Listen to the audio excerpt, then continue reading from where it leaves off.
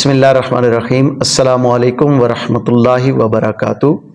ناظرین، الصفا pod cost کے نئے سیشن کے ساتھ حاضر خدمت ہوں۔ ہمارا آج کا عنوان ہے حقوق الوالدین۔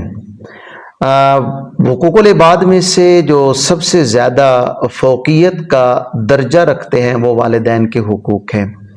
حسب سابق میرے ساتھ شریک گفتگو ہیں نوجوان مذہبی سکالر حضرت مولانا ساجد فاروق صاحب اسد، جو میرے سوالوں کا جواب دیں گے۔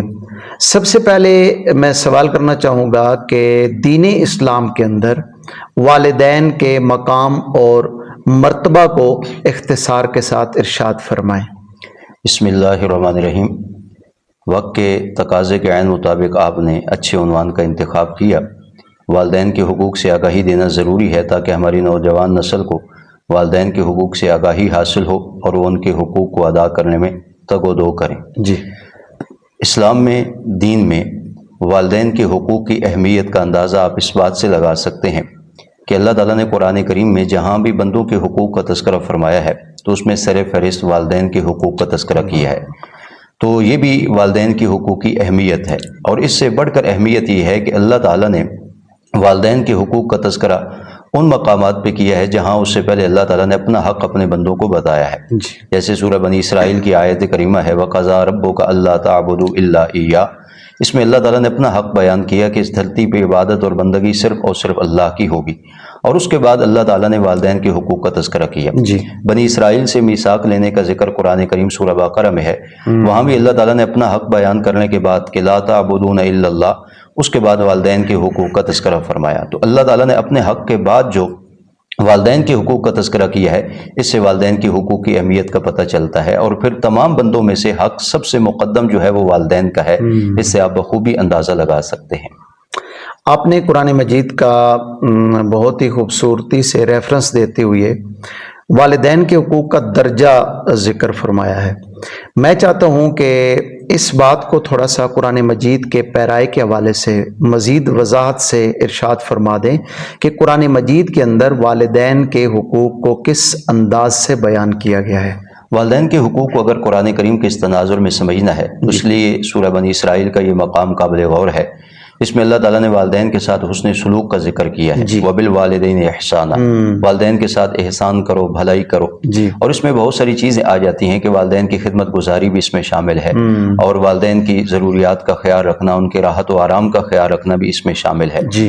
اور آگے گفتگو کا ڈھنگ بھی بتایا، لا تقل لہما اف، فرمایا کوئی ایسا جملہ اپنے والدین کے سامنے نہ کہو جو ان کے لیے تکلیف کا باعث بنے، اور ہمیشہ ان کے ساتھ نرم گفتگو کرو جس گفتگو سے آپ اپنے والدین کے دلوں کو جیت لو۔ اور پھر ساتھ یہ بھی بتایا کہ تم نے ہر وقت اپنے والدین کی خدمت کے لیے اپنے آپ کو تیار رکھنا ہے۔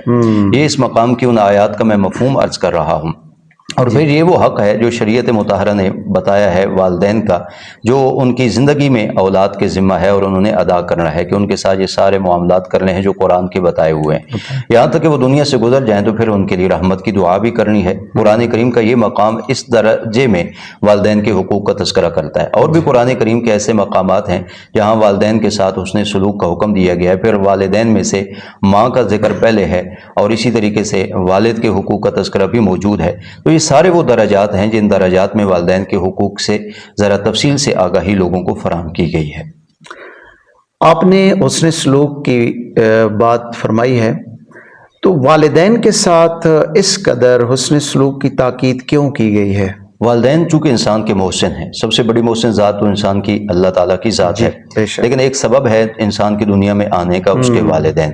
پھر وہ اس کی پرورش کرتے ہیں، اس کے لیے تکالیف سہتے ہیں، مختلف آزمائشوں سے گزرتے ہیں، تربیت کے مراحل سے وہ اپنی اولاد کو گزارتے ہیں۔ یہ وہ ایسے تقاضے ہیں جو تقاضے اس بات کی طرف ہمیں متوجہ کرتے ہیں کہ والدین انسان کے بہت بڑے محسن ہیں۔ شریعت مطہرہ نے اسی احسان کے لیے والدین کے حقوق کا تذکرہ کیا ہے اور ان کے ساتھ حسن سلوک کی بات کی ہے، تاکہ ان والدین کے ان احسانات کا انسان دنیا میں بدلہ چکانے کی کوشش کرے۔ بدلہ چکا تو نہیں سکتا، لیکن ایک کاوش ہے اور ایک کوشش ہے کہ انسان حسن سلوک کر کے اپنے والدین کے ان احسانات کا بدلہ چکانے کی کوشش کرتا ہے۔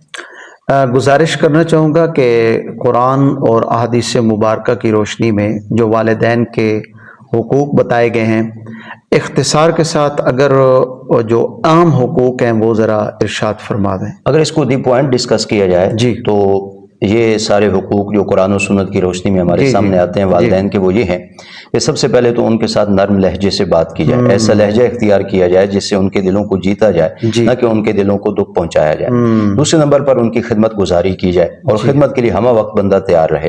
تیسرے نمبر پر بندہ ان کی ضروریات اور ان کی راحت و آرام کا خیال رکھے، جو جو ان کی ضرورت ہے باہم ان کو میسر کرے۔ جی چوتھے نمبر پر یہ ہے کہ ان کے ساتھ ایسا معاملہ کرے کہ ان کا دل خوش ہو۔ مثال کے طور پر والدین کوئی فیصلہ کر دیتے ہیں تو اس فیصلے کو قدر کی نگاہ سے اولاد دیکھے، یہ بھی اس مد میں آتا ہے۔ پھر والد اور والدہ کے حقوق کی جہاں بات قرآن کریم نے کی ہے یا حدیث نبویہ میں کی گئی ہے، تو خدمت گزاری میں والدہ کا حق جو ہے نا وہ والد کی بنسبت مقدم ہے۔ ہاں اطاعت گزاری میں اور کہا ماننے میں وہ والد کا نمبر جو ہے وہ سر فہرست ہے۔ جی تو اس چیز کا بھی توازن انسان مد نظر رکھے کہ میں نے خدمت گزاری میں اور اطاعت گزاری میں ماں باپ کو کیا درجہ دینا ہے۔ ان کے دوستوں کے ساتھ اچھا سلوک کرے، رشتہ داروں کے ساتھ جو والدین کے رشتہ دار ہیں ان کے ساتھ اچھا سلوک کرے، دنیا میں بھی اور آخرت میں بھی جو حق متعلق ہیں، یعنی آخرت سے مراد کہ وہ دنیا سے گزر جائیں تو ان کے لیے دعائے مغفرت کرے، ان کے لیے ایصال ثواب کرے وغیرہ، یہ سارے حقوق شریعت مطہرہ نے بتائے۔ تو اگر دی پوائنٹ ہم اگر ان چیزوں کو دیکھ لیں اور ان کو عملی طور پر ادا کرنے میں لگ جائیں تو والدین کے حقوق بخوبی ادا ہو سکتے ہیں۔ تو والدین کی اطاعت کی کچھ حدود بھی ہیں یا ہر حکم ماننا ضروری ہے؟ آپ صلی اللہ علیہ وسلم کا ارشاد ہے لا طاعت لمخلوق فی معصیت الخالق، جی یہ ایک ضابطہ اور قانون ہے جی کہ مخلوق کی ایسی تابعداری اور ان کا ایسی مد میں کہا ماننا جس میں اللہ تعالیٰ کی نافرمانی لازم آ رہی ہو، یہ ہرگز جائز نہیں ہے۔ جی یہ تو عمومی تمام مخلوق کے ساتھ ایک ریلیٹڈ قانون ہے اور فارمولہ ہے۔ جی والدین سے متعلق بھی قرآن کریم نے وضاحت کی ہے کہ ان کی خدمت گزاری کرنی ہے، ان کے حقوق ضرور پورے کرنے ہیں، لیکن اگر وہ کسی معاملے میں تمہیں اللہ تعالیٰ کی نافرمانی کا کہہ دیتے ہیں تو فرمایا ان کی اس بات میں تم نے ان کی اطاعت نہیں کرنی۔ وَإِن جَاهَدَاكَ عَلَىٰ أَن تُشْرِكَ بِي مَا لَيْسَ لَكَ بِهِ عِلْمٌ، غالباً سورہ لقمان میں اللہ تعالیٰ فرماتے ہیں کہ اگر یہی والدین جن کی تم خدمت گزاری کر رہے ہو یا جن والدین کے ہم تمہیں حقوق بتا رہے ہیں، اگر یہی والدین تمہیں اس بات پر ایگری کرنا چاہیں کہ تم میرے ساتھ کسی کو شریک ٹھہرو، سب سے جو بڑا گناہ ہے شرک والا، تو فرمایا اس میں ان کی اطاعت و فرما برداری نہیں کرنی۔ لیکن اگلی بات بھی قرآن کریم نے کہی ہے وَصَاحِبْهُمَا فِي الدُّنْيَا مَعْرُوفًا، ہاں ان کے ساتھ دنیا میں معروف طریقے سے تم نے رہنا ہے، حسن سلوک ان کے ساتھ کرنا ہے، ان کی ضروریات ضرور پوری کرنی ہے، لیکن اللہ تعالیٰ کی نافرمانی کے معاملے میں ان کی اطاعت و فرما برداری ہرگز جائز نہیں ہے۔ تو ایک لمٹ شریعت نے مقرر کی ہے والدین کی بات ماننے کی، اطاعت گزاری کی۔ اگر وہ جائز امور میں تمہیں حکم دیتے ہیں تو تم مانو، اور اگر ناجائز بات کا کہتے ہیں تو ہرگز ماننا شریعت نے ہم پہ لاگو نہیں کیا۔ اچھا، والدین کے حقوق کے اندر جو سب سے زیادہ چیز ڈسکس کی جاتی ہے وہ ہے والدین کا ادب و احترام۔ یہ بولنے میں بہت زیادہ بولا جاتا ہے، سننے میں سنا بھی جاتا ہے، اس بارے میں تھوڑی سی رہنمائی درکار ہے کہ عملی طور پر ادب و احترام کا کیا طریقہ کار ہوتا ہے یا کیا عملی مظاہرہ ہو سکتا ہے؟ ادب کا اصل تعلق تو دل کی نیت اور ارادے کے ساتھ ہوتا ہے نا، کہ انسان اصل میں دل کے اعتبار سے با ادب ہو۔ پھر انسان جب با ادب بن جاتا ہے تو اس کی پوری باڈی سے ادب جھلکتا ہے۔ والدین کے ساتھ ادب سے پیش آنے میں بہت سارے امور سامنے آتے ہیں۔ سب سے پہلے گفتگو ہے، چونکہ گفتگو سے انسان کا ادب جھلکتا ہے۔ یہی وجہ ہے کہ قرآن کریم نے اور رسول اللہ صلی اللہ علیہ وسلم کے فرامین نے بتایا ہے کہ والدین کے ساتھ تم نے کیسے گفتگو کرنی ہے۔ نرم لہجے کے ساتھ گفتگو کی جائے، آہستہ ٹون میں ان کے ساتھ بات کی جائے اور لہجے میں تلخی ہرگز نہ لائی جائے۔ یہ وہ عملی اقدامات ہیں جو گفتگو میں مد نظر رکھے جائیں تو والدین کا ادب و احترام کیا جا سکتا ہے۔ پھر ان کی خدمت گزاری ہے، ان کی ضروریات کا خود احساس کرنا ہے کہ ان کو کس چیز کی ضرورت ہے، اور یہ چیز بھی مد نظر رکھنی چاہیے کہ والدین کو کس بات سے راحت پہنچتی ہے، کس بات سے انہیں خوشی ہوتی ہے، کس بات سے ان کو ناگواری کا احساس ہوتا ہے۔ تو ہم وہ اقدامات اٹھائیں جو ان کی خوشی کا باعث بنیں اور ان تمام اقدامات سے باز رہیں جو ان کی ناخوشی کا باعث بنتے ہیں۔ اسی طریقے سے والدین جائز امور میں ہمیں کسی بات کا حکم دیتے ہیں تو ہم ان کے فیصلوں کی قدر کریں۔ یہ وہ عملی اقدامات ہیں جن کو نوجوان نسل اپنی زندگی میں شامل کرے تو کما حق ہو وہ اپنے والدین کے آداب بجا لانے میں کسی حد تک وہ کامیاب ہو سکتے ہیں۔ تو عملی اقدامات یہ ہیں، گفتگو کا خیال رکھا جائے، ضروریات کو پورا کیا جائے اور ان کے فیصلوں کی قدر کی جائے وغیرہ وغیرہ۔ آپ نے بہت ہی اہم پوائنٹ کی طرف اشارہ فرمایا ہے کہ والدین کی خدمت۔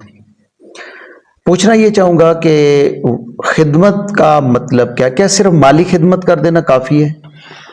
خدمت کی جب بات آتی ہے تو اس سے صرف مالی خدمت مراد نہیں ہے، بلکہ والدین کو اللہ تعالیٰ نے ایسا حوصلہ دیا ہوا ہے۔ اکثر و بیشتر والدین تو وہ ہیں کہ جن کو اولاد سے مال کی ہرگز توقع نہیں ہوتی، بلکہ وہ اپنی اولاد کے لیے بے لوث جو ہے نا وہ محبت کا اظہار کرتے ہیں۔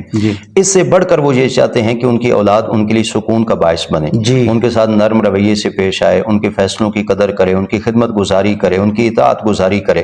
تو مالی خدمت ہی مراد نہیں ہے۔ ہاں، اولاد کو اللہ تعالیٰ نے سرمایہ دیا ہے، وہ مال اپنے والدین پر خرچ کرے اور بڑھ کر کے خرچ کرے، انہیں اس طریقے سے راحت و آرام پہنچائے کہ وہ کسی کی طرف اپنی نظریں نہ اٹھائیں کہ فلاں کے پاس یہ سہولت اور ضرورت موجود ہے اور ہمارے پاس کیوں موجود نہیں ہے۔ لیکن صرف مالی خدمت پر فوکس کرنا یہ بھی کافی نہیں ہے، بلکہ مالی خدمت سے بڑھ کر جو خدمت کے تمام تر امور ہیں اولاد کے، وہ تمام تر ذمہ میں واجب آتے ہیں کہ ان کو ادا کرنے کی کوشش کی جائے۔ والدین کی خدمت کی آپ نے بات ارشاد فرمائی ہے، اس حوالے سے ترغیباً یہ پوچھنا چاہوں گا کہ اس کے دنیاوی اور اخروی فوائد کیا ہیں؟ والدین کا خدمت کرنا اور ان کی اطاعت و فرما برداری کرنا، دنیاوی فوائد وہ بہت سارے ہیں۔ ان میں سب سے بڑا فائدہ تو یہ ہے کہ اللہ تعالیٰ کے حکم کی تعمیل ہے۔ دنیا میں چونکہ ہم اللہ تعالیٰ کے احکام کی تعمیل کے لیے آئے ہیں، اور والدین کے ساتھ حسن سلوک یہ اللہ تعالیٰ کا حکم بھی ہے۔ تو جب دنیا میں ہم اپنے والدین کے ساتھ اچھا سلوک کریں گے تو اللہ تعالیٰ کے حکم کی تعمیل بھی ہوگی۔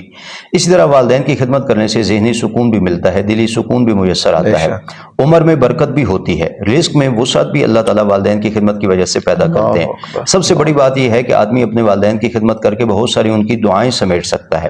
دنیا میں یہ جتنے فوائد حاصل ہوں گے، ان کا نتیجہ آخرت میں بھی ضرور مرتب ہونے والا ہے کہ آدمی اپنے والدین کا فرما بردار ہوگا، کل قیامت کے دن اسی فہرست میں اٹھے گا۔ والدین کی یہ دعائیں اسے دنیا میں بھی اور آخرت میں بھی کامیاب و کامران کریں گی، اور اللہ تعالیٰ کے احکامات کی تعمیل کے نتیجے میں جب والدین کے ساتھ اس نے سلوک کیا تو لازمی بات ہے اس کا نتیجہ کل قیامت کو دن انسان کو سرخروئی اور کامیابی کی صورت میں دیکھنے کو ملے گا۔ دنیاوی فوائد بھی ہیں اور اخروی فوائد بھی ہیں، اس لیے والدین کی اس خدمت سے دنیا اور آخرت کے تمام فوائد جو ہے نا وہ سمیٹنے کی کوشش کی جانی چاہیے۔ اس کے الٹ پہلو کے متعلق پوچھنا چاہوں گا کہ خدا نخواستہ اگر والدین کی نافرمانی کی جائے تو اس کے نقصانات کیا ہیں؟ بالکل اس کے برعکس آپ ان نقصانات کو گن سکتے ہیں۔ اگر والدین کی دعاؤں سے آدمی کو سکون ملتا ہے تو ظاہر بات ہے اگر اپنے والدین کا آدمی دل دکھائے گا تو بد دعاؤں کا بھی اندیشہ ہے، ذہنی سکون چھن سکتا ہے۔ جس طرح والدین کی دعاؤں سے رزق میں برکت آتی ہے، ان کی خدمت گزاری سے رزق وسیع ہوتا ہے، تو اللہ نہ کرے اگر کوئی والدین کی نافرمانی کرے تو رزق کی تنگی کا سامنا بھی کرنا پڑ سکتا ہے۔ جس طریقے سے عمر میں اضافہ ہوتا ہے والدین کی فرما برداری سے، تو اللہ نہ کرے کہ اگر کوئی اپنے والدین کا دل دکھاتا ہے تو عمر میں کمی بھی واقع ہو سکتی ہے۔ تو وہ تمام تر فوائد جو دنیا آخرت میں حاصل کیے جا سکتے ہیں، بالکل اس کے برعکس اگر کوئی والدین کی نافرمانی کا مرتکب ہوگا تو وہ دنیاوی فوائد سے اور اخروی فوائد سے بھی محروم ہوگا، بلکہ اس پر بہت ساری سزائیں دنیا میں بھی مرتب ہو سکتی ہیں۔ اور دیکھنے کو کبھی کبھی ملتا بھی ہے کہ والدین کا نافرمان آدمی وہ دنیا میں مبتلا عذاب ہوتا ہے، اور لوگ اس کو دیکھتے ہیں کہ یہ واقعتاً اپنے والدین کا نافرمان تھا، اور آخرت میں اس کی سزا کتنی بڑی ہوگی۔ تو لہٰذا فوائد کے بالکل برعکس آپ اس کے نقصانات کا بھی اندازہ و تخمینہ لگا سکتے ہیں۔ اگر آپ اجازت دیں تو آپ کی اس جو ابھی آپ نے جواب دیا ہے اس سے ایک چیز میں اخذ پر کر پایا ہوں کہ دنیاوی نقصانات کے اندر چونکہ ہم اپنے بچوں کے سامنے اپنے والدین کے ساتھ جو رویہ اختیار کیے رکھتے ہیں تو یقیناً وہ اس سے سیکھ بھی رہے ہوتے ہیں، اور کل کو مکافات عمل کی صورت میں ہمارے بچے ہمارے ساتھ وہی سلوک کر سکتے ہیں خدا نخواستہ جو ہم والدین کے ساتھ برے پیرائے میں کر رہے ہیں۔ یہ ایک نقد عذاب کی صورت ہے اور تکلیف کی صورت ہے جس کو آدمی دنیا میں جھیلتا ہے۔ اگر وہ اپنے والدین کی فرما برداری کرتا ہے تو اس کی اولاد بھی اس کے بارے میں یہی سبق سیکھے گی، اور اگر اللہ نہ کرے وہ اپنے والدین کے ساتھ اس نے سلوک نہیں کر رہا تو وہ اس بات کی توقع رکھے کہ اس کے اولاد بھی اس کے ساتھ ایسا ہی معاملہ کرے گی۔ حضرت دور حاضر میں والدین کے حقوق کے حوالے سے سب سے زیادہ شکوہ جو والدین کی زبان پہ ہوتا ہے وہ اولاد کے حوالے سے ہے کہ وہ حقوق کا خیال نہیں رکھتے۔ آپ اس کی سب سے بڑی یا بنیادی وجہ کیا سمجھتے ہیں کہ والدین کے ساتھ اولاد کا دور حاضر کے اندر یہ رویہ کیوں ہے؟ اس کے کئی ایک اسباب ہو سکتے ہیں۔ بنیادی سبب تو یہ ہے نا کہ دین سے دوری۔ اگر والدین اپنے بچوں کی دینی تربیت نہیں کرتے تو لازمی بات ہے وہ یہ شکوہ کرتے ہوئے دکھائی دیں گے کہ ان کی اولاد ان کے حقوق سے آگاہ نہیں، اور آگاہ ہونے کے باوجود پورے نہیں کر رہی۔ دین کی تربیت جو ہے نا اس اعتبار سے یہ کام بڑا آسان ہو جاتا ہے۔ دوسرے نمبر پر سوشل میڈیا کا جو استعمال ہے نا، اس نے بھی بہت سارا خلل ڈالا ہے جی جس کی وجہ سے اولاد جو ہے وہ اپنے والدین کے حقوق سے دور ہوتی چلی جا رہی ہے۔ تیسری وجہ یہ ہے کہ یہ جو ماڈرن زندگی گزارنے کا ایک ٹرینڈ چل پڑا ہے کہ انفرادی زندگی گزاری جا رہی ہے، دوست احباب کی مجلس سے جو ہے نا انہیں آباد کیا جا رہا ہے، اور اس طرف جو ہے نا وہ رجحان زیادہ چل پڑا ہے، اس نے بھی والدین کے حقوق کو بہت زیادہ پامال کیا ہے۔ تو یہ ایسے اسباب ہیں جن اسباب میں اگر ہم غور کریں تو یہ واقعتاً ایسے اسباب ہیں جن کی وجہ سے والدین کو یہ شکوہ ہے۔ ان اسباب کا تدارک ہونا چاہیے تاکہ اولاد جو ہے وہ اپنے والدین کے قریب ہو اور والدین کا یہ شکوہ ختم ہو۔ اس لیے ہم اپنی اولاد کی دینی تربیت بھی کریں، سوشل میڈیا کا مثبت استعمال کریں، اور یہ جو انفرادی زندگی اور ماڈرن زندگی گزارنے کا ٹرینڈ چل پڑا ہے نا، اس کی بھی روک تھام کریں۔ جب سوشل میڈیا کی بات ہوتی ہے تو میں تھوڑا سا نا وہ الرٹ ہو جاتا ہوں۔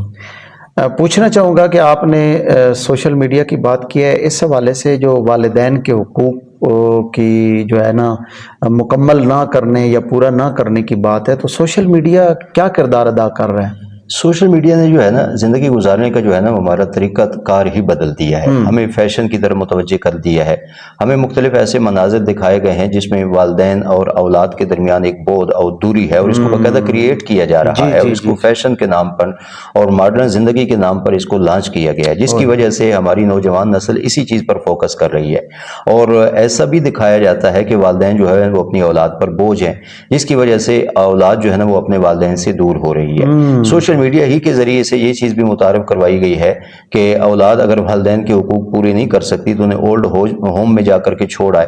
یہ بھی چیز ایک سوشل میڈیا ہی کے ذریعے سے متعارف ہوئی ہے، اور اس کے ذریعے سے لوگ جو ہے نا وہ اپنے والدین کی ضروریات خود نہیں پوری کرتے بلکہ وہ سرمایہ کاری کرتے ہیں اور اپنے والدین کو کسی اور کے حوالے کر دیتے ہیں۔ تو سوشل میڈیا کے ذریعے سے یہ جو نیگیٹو چیزیں ہمارے سامنے آئی ہیں نا، اس نے ہماری ذہن کی ساخت کو بہت زیادہ متاثر کی ہے، جس کا لازمی نتیجہ ہم اپنے سامنے دیکھ رہے ہیں کہ نوجوان نسل کو اب اپنے والدین کی وہ فکر نہیں رہی جو اس سے پہلی نسلوں کو ہوا کرتی تھی۔ تو ظاہر بات ہے یہ میڈیا کا ایک پورا کردار ہے، اس کردار کی وجہ سے یہ درمیان میں بعد آیا ہے اور ایک نئی تبدیلی ہمارے سامنے آنکھوں سے ہم دیکھ رہے ہیں۔ بہت ہی خوبصورت پوائنٹ آپ نے ارشاد فرمایا ہے کہ وہاں جو کچھ ہوتا ہے وہ ریئل نہیں ہوتا۔ یہ ہمارے بچے اور بچیاں خصوصی طور پہ پوائنٹ نوٹ کریں، اور بلکہ میں ایک بہت بڑی بات کرنے لگا ہوں، خدا کا واسطہ دے کر کے کہہ رہا ہوں کہ وہاں نہ والدین اصلی ہوتے ہیں نہ اولاد اصلی ہوتی ہے، وہ ایک مصنوعی تعلق ہوتا ہے۔ اس مصنوعی تعلق کی بنیاد پہ اتنی بڑی گمراہی، کبھی والدین سے آزادی کے نام پہ، کبھی خود سے فیصلے کرنے کے عنوان سے، کبھی جناب ان کو بوجھ سمجھنے کے عنوان سے، یہ ساری قباحتیں ایک مصنوعی تصنع کے حساب سے پھیلائی جا رہی ہیں، حقیقت کے ساتھ ان کا کوئی تعلق نہیں ہے۔ اچھا مولانا، یہ پوچھنا چاہوں گا کہ والدین یقیناً نوجوان ہیں تب بھی ان کے وہی حقوق ہیں، بوڑھے ہیں تب بھی، لیکن قرآن مجید کے اندر جہاں تک مجھے معلوم ہے بڑھاپے کا ذکر زیادہ کیا گیا، تو اس حوالے سے کیا ارشاد فرمائیں گے؟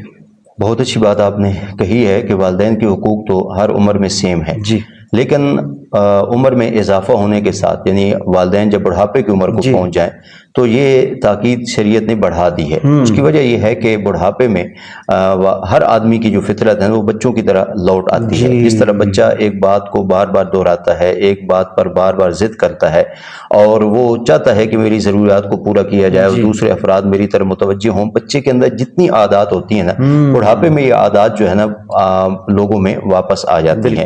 تو اس موقع پر متوجہ کیا گیا ہے اولاد کو کہ اگر تمہاری زندگی میں تمہارے والدین بوڑھے ہو جائیں تو اب تم نے پہلے سے زیادہ ان کی خدمت کی طرف متوجہ ہونا ہے، پہلے سے زیادہ تمہیں محتاط ہونا ہے، پہلے سے زیادہ تم نے ان کے راحت و آرام کا خیال رکھنا ہے۔ تو بڑھاپے میں اس وجہ سے کہ اس وقت والدین کی ضروریات بڑھ جاتی ہیں، اس لیے شریعت نے متوجہ کیا ہے کہ نوجوان اولاد وہ اس چیز کا خیال رکھے کہ ہمارے والدین بوڑھے ہیں اور ہم نے ہر طرح سے ان کا خیال رکھنا ہے اور ان کی ضروریات کو پورا کرنا ہے۔ حضرت، والدین کے حقوق سے دور حاضر میں یہ جو چیز ہے المیہ کی شکل اختیار کر چکی ہے۔ بچے جب والدین کے ساتھ رہتے ہیں، جب تک وہ آگے ازدواجی زندگی میں قدم نہیں رکھتے، اس وقت والدین کے قرب کی وجہ سے ان کے حقوق کا بھی خیال رکھتے ہیں، احترام بھی کرتے ہیں، بہت ساری چیزیں مثبت چل رہی ہوتی ہیں، لیکن ازدواجی زندگی میں قدم رکھتے ہی وہ تقسیم سے ہو جاتے ہیں۔ لیکن اس میں جو چیز زیادہ تر سامنے آتی ہے وہ ان بیلنس ہوتے ہیں، یعنی اگر بیوی ہے تو شوہر اس کو بھی اس نے لازمی بات ہے ساتھ رکھنا ہے، والدین میں تو ان میں نا عدم توازن کا شکار ہوتے ہیں۔ آپ سے گزارش ہے کہ یہ توازن کیسے برقرار رہے گا، اس پہ تھوڑی سی روشنی ڈالیں۔